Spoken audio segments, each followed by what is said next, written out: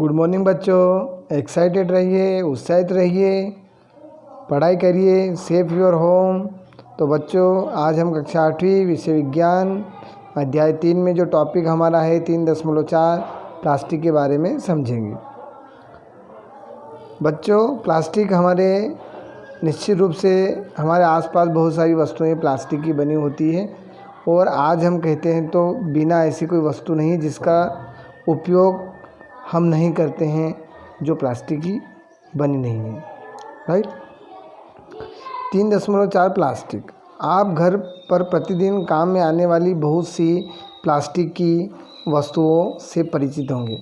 इस प्रकार की वस्तुओं और उनके उपयोगों की एक सूची बनाना है। संश्लेषित रेशों की तरह प्लास्टिक भी एक बहुलक है।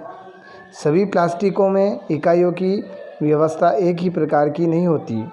कुछ में यह रेखीय होती हैं तो अन्य में यह तिर्यक बंद क्रॉस बंद होती है। तो आइए हम देखते हैं चित्र 3.6 में। 3.6 में आप देख रहे हैं ये जो स्ट्रक्चर आप देख रहे हैं ए वाला और दूसरा स्ट्रक्चर आप देख रहे हैं बी वाला।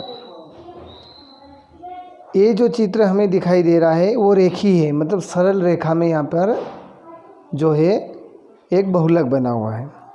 वो चित्र बी में हम देख रहे हैं तो ये सीधी रेखा है ना, क्रॉस बंद अवस्था। बी में हमें क्या दिखाई दे रहा है, क्रॉस बंद अवस्था, और ए में क्या दिखाई दे रहा है, रेखीय अवस्था।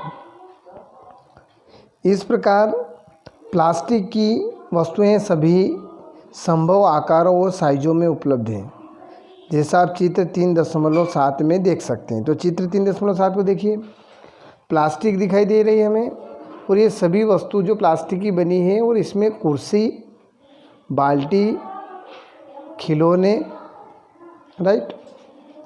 क्या आपको आश्चर्य नहीं होता है कि यह कैसे संभव है? तथ्य यह है कि प्लास्टिक आसानी से सांचे में ढाला जा सकता है, मतलब प्लास्टिक को हम एक निश्चित सांचे में डालकर उसका आकार में परिवर्तन कर सकते हैं, अर्थात इसे कोई भी आकार दिया जा सकता है। हम इसे गेंद की तरह गोल बना सकते हैं, चौकोर बना सकते हैं, टेबल बना सकते हैं। प्लास्टिक का पुनः चक्रण हो सकता है, मतलब इसे हम एक बार उपयोग करने के बाद में वापस उपयोग कर सकते हैं। इसे पुनः प्रयुक्त किया जा सकता है, इसे रंगा और पिघलाया जा सकता है, इसमें कलर किया जा सकता है। इसलिए हम देखते हैं कभी हमारे घर पे चेयर होती है, वो ब्लैक होती है, रेड होती है, येलो होती है ना, तो उसे रंग सकते हैं हम, पिघलाया जा सकता है। इसे बेल कर चद्दरों में बदला जा सकता है, मतलब हम इसे गोल फॉर्मेट में भी बना सकते हैं, ड्रम बना सकते हैं तो चद्दर के फॉर्म में, अथवा इसकी तारें बनाई जा सकती है, बिजली के तार जो बनते हैं। इसलिए इनके इतने विभिन्न प्रकार के उपयोग हैं। बच्चों, पॉलीथीन जो है, पॉलीथीन एथीन प्लास्टिक का एक उदाहरण है जो सामान्य उपयोग में आने वाली पॉलीथीन थैलियों बनाने के काम आता है। अब आप स्वयं प्लास्टिक के टुकड़े को मोड़िए। क्या सभी प्लास्टिक वस्तुएं सरलतापूर्वक मोड़ी जा सकती है? आप देखेंगे कि कुछ प्लास्टिक की वस्तुएं सरलतापूर्वक मोड़ी जा सकती है, जबकि कुछ मोड़ने हेतु बल लगाने पर टूट जाती है। देखते हैं बच्चों, कुछ प्लास्टिक को हम जब तोड़ते हैं तो आसानी से मुड़ जाती है, राइट, और लेकिन कुछ कड़क होती है जिसको हम तोड़ने की कोशिश करते हैं तो वो नहीं टूटती है। जब हम एक प्लास्टिक की बोतल में गर्म जल डालते हैं तो वह विकृत हो जाती है। ऐसा प्लास्टिक जो गर्म करने पर आसानी से विकृत हो जाती हैं और सरलतापूर्वक मुड़ जाती है, उसे थर्मोप्लास्टिक कहलाता है, राइट। एक बार इसको और देखिए आप, जब हम एक प्लास्टिक की बोतल में गर्म जल डालते हैं, आप देखना कभी कभी ज़्यादा गर्म जल अगर आप एक प्लास्टिक की बोतल में डाल देंगे तो वो जो बोतल है वो विकृत हो जाती है, मतलब उसका आकार जो है होता है वो टेढ़ा मेढ़ा हो जाता है। ऐसा प्लास्टिक जो गर्म करने पे आसानी से विकृत हो जाती है, इस प्रकार की प्लास्टिक है जो आसानी से गर्म होने पे विकृत हो जाती है, उसके आकार में परिवर्तन हो जाता है, उससे हम बोलते हैं थर्मोप्लास्टिक कहलाता है।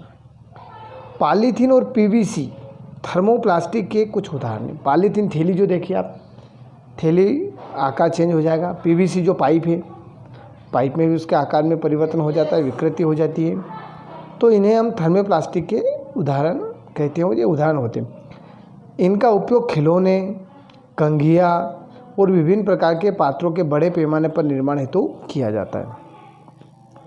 दूसरी ओर कुछ प्लास्टिक ऐसे हैं जिन्हें एक बार सांचे में डाल दिया जाता है तो इन्हें ऊष्मा देकर गर्म नहीं किया जा सकता। ये थर्मोसेटिंग प्लास्टिक कहलाते हैं।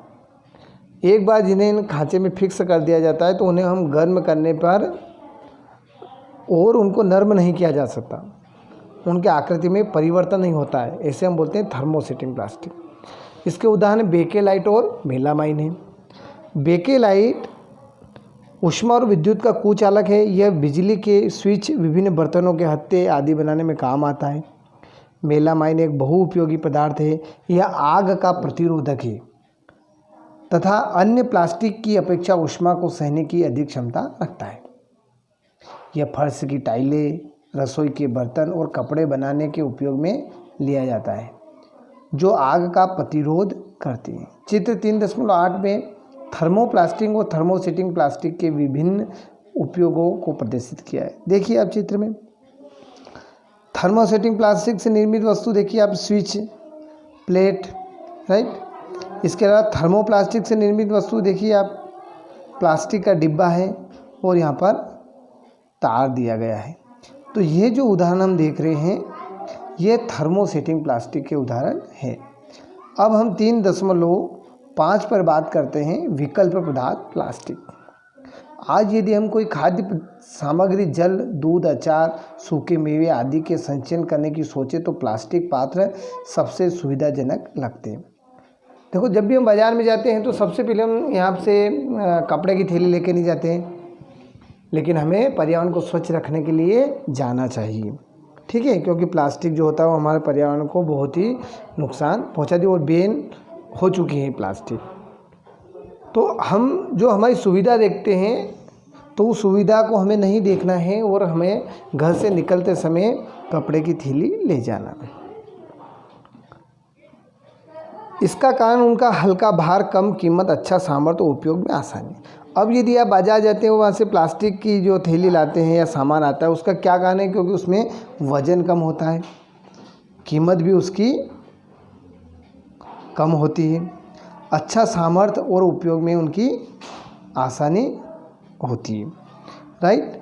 तो इसलिए हम जब बाज़ार जाते हैं तो जो प्लास्टिक की थैली हम बाज़ार से लाते हैं तो हमें वहाँ से नहीं लाना चाहिए और उसके स्थान पर कपड़ों की थैली ले जाना चाहिए। धातुओं की अपेक्षा हल्के होने के कारण प्लास्टिक का उपयोग कारों, वायुयानों व अंतरिक्ष यानों में भी होता है। उपयोग की यह सूची असीमित है। यदि हम चप्पल, फर्नीचर, सजावट की वस्तुएं आदि से गिनना प्रारंभ करें तो आइए अब प्लास्टिक के अभिलाक्षणियों की विवेचना है। तो ये मैं कह सकता हूँ कि हम सुबह जब उठते हैं, उठने से लेकर नाइट तक की जो वस्तु हम उपयोग करते हैं उसमें ज़्यादा से ज़्यादा वस्तुएं प्लास्टिक की बनी होती हैं। प्लास्टिक अन्य भी क्रियाशील है। आप जानते हैं कि लोहे जैसी धातुओं को जब नमी और वायु में खुला छोड़ दिया जाता है तो उनमें जंग लग जाता है, परंतु प्लास्टिक जल और वायु से अभिक्रिया नहीं करते हैं, उनका संचालन आसानी से नहीं होता है, इसलिए उनका उपयोग बहुत से रसायनों सहित विभिन्न प्रकार के पदार्थों के संचयन हेतु किया जाता है। यहाँ हम देखते हैं कि लोहे की कोई वस्तु बनी होती है तो उसमें आसानी से जंग लग जाता है, लेकिन प्लास्टिक की वस्तु में जंग नहीं लगता है, इसलिए उसका उपयोग ज़्यादा किया जाता है। प्लास्टिक हल्का, प्रबल और चिरस्थायी है। पूर्व काल में उपयोग में आने वाली बाल्टियों के बारे में अपने माता पिता और दादा दादी से बात करिए। किस पदार्थ की बनी बाल्टियाँ और मग आज आप उपयोग में ले रहे हैं? प्लास्टिक पात्रों को उपयोग में लाने के क्या लाभ? क्योंकि प्लास्टिक बहुत हल्का, प्रबल, चिरस्थायी और विभिन्न आकारों और साइजों में ढाला जा सकता है, अतः यह विभिन्न उद्देश्यों हेतु उपयोग में लाया जाता है। प्लास्टिक सामान्यतः धातुओं की अपेक्षा सस्ते होते हैं। मतलब यदि हम लोहे की वस्तु या स्टील की बाल्टी खरीदते हैं तो वो हमें प्लास्टिक से महंगी होती है, हमें वहाँ पे ज़्यादा कीमत देना होती है। इसलिए भी प्लास्टिक का ज़्यादा उपयोग किया जाता है क्योंकि यह कीमत में सस्ती होती है, टिकाऊ होती है, हल्की होती है।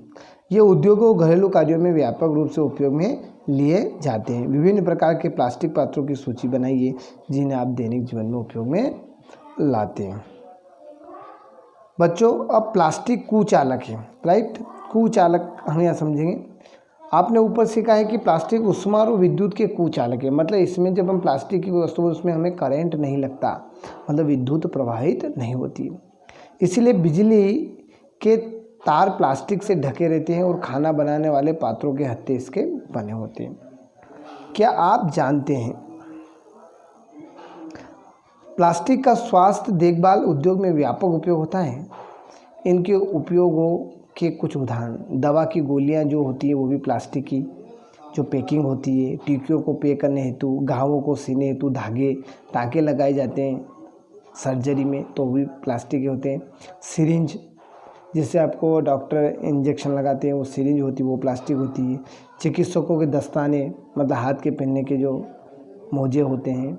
विविध प्रकार के चिकित्सक यंत्र, मशीन जो होती है आजकल बीपी की मशीन है, जो शुगर की मशीन है, तो ये बहुत सारी चीज़ें इसमें प्लास्टिक की आती है। माइक्रोवेव ओवन में भोजन पकाने हेतु विशिष्ट प्लास्टिक पात्र उपयोग में लिए जाते हैं। आपके घर में आपने भोजन पकाया होगा माइक्रोवेव, वो भी प्लास्टिक का बना होता है। माइक्रोवेव ओवन में ऊष्मा खाद्य पदार्थों को पका देती है, परंतु प्लास्टिक पात्रों को प्रभावित नहीं करती। टेफ्लॉन एक विशिष्ट प्लास्टिक है जिस पर तेल और जल चिपकता नहीं है। ये भोजन पकाने के पात्रों पर न चिपकने वाली परत लगाने के काम आती है। क्या आपने कोई ऐसा कचरे का ढेर देखा है जहां पशु, विशेष रूप से गाय, कचरा खा रही हो? खाद्य अपशिष्ट खाने के प्रक्रम में ये पशु पॉलीथीन की थैलियाँ और खाद्य पदार्थों का रेपर भी निकल लेते हैं। बच्चों, आपने देखा होगा बहुत सा समय जो घर होता है तो घर में हम केले के छिलके हैं, सब्जी है, इनको एक पॉलीथीन की थैली में डाल देते हैं और फेंक देते हैं डस्टबिन में। लेकिन इन केले के छिलके और सब्जी की वजह से गाय इन्हें जब खाती है तो ये पॉलीथीन उनके पेट में श्वसन तंत्र जो होता है उन्हें रोक देती है और गाय की मृत्यु हो जाती है। खाद्य अपशिष्ट खाने के प्रक्रम में ये पशु पॉलीथीन की थैली और खाद्य पदार्थों के रेपर भी निगल लेते हैं। क्या आप इसके परिणाम की कल्पना कर सकते हैं? प्लास्टिक पदार्थ इन पशुओं के श्वसन तंत्र में कंठरोध उत्पन्न करते हैं, सांस लेना बंद कर देते हैं पशुओं का जब वो पॉलीथीन खा जाते हैं, अथवा आमाशय में एक अस्तर बनाते हैं और अंततः यह उनकी मृत्यु का कारण बन जाता है। लापरवाही से इधर उधर फेंकी गई पॉलीथीन की थैलियाँ नालियों को रोक देती है। कभी कभी हम बहुत अधिक लापरवाही दिखाते हैं, चिप्स, बिस्कुट और अन्य खाद्य पदार्थों के रेपर सड़क पर, उद्यान अथवा पिकनिक के स्थानों पर फेंक देते हैं। क्या हमें ऐसा करने से पहले सोचना नहीं चाहिए? एक उत्तरदायी नागरिक के रूप में आप क्या उपाय सुझाते हैं जिससे सार्वजनिक स्थल स्वच्छ और प्लास्टिक मुक्त रहे? तो बच्चों, जीवन में स्वच्छता का हमारे जीवन में बहुत महत्वपूर्ण स्थान है और इस प्रकार हमें कभी भी पॉलीथीन में बिस्किट है, हरी सब्जी, केले के छिलके आदि वस्तुएं बांधकर नहीं फेंकना चाहिए। नाली में नहीं फेंकना चाहिए ताकि वो नाली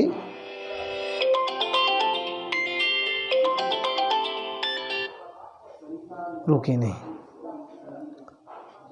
रेशा विवेक, प्लास्टिक की थैलियाँ जलाशयों में अथवा सड़क पर नहीं फेंकिए। खरीदार के लिए जाते समय सूती कपड़े का थैला या जूट का थैला लेकर जाइए।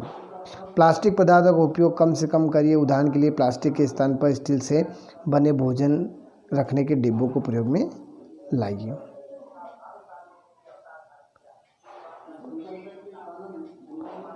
ओके बच्चों, थैंक यू। आपका लेसन कंप्लीट हो गया है। आप रीडिंग करिए।